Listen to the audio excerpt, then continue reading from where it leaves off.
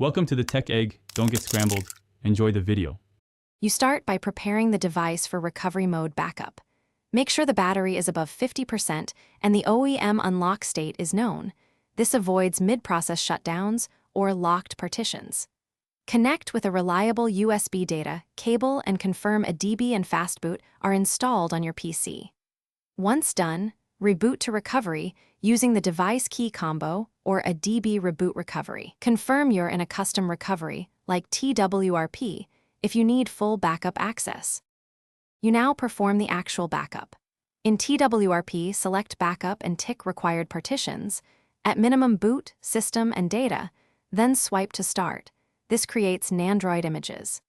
If TWRP is unavailable, mount partitions and use a DB pull to copy /data or use a DB backup for app data.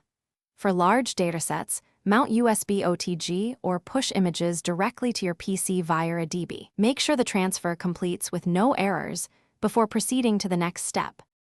You finish by verifying integrity and restoring safely.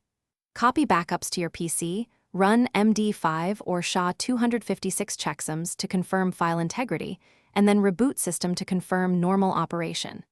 If you must restore, return to recovery, select Restore and choose the matching image.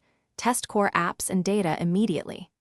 If something goes wrong, check USB connection and drivers, try a different cable or port. And if recovery shows errors, recreate the backup on external storage before retrying.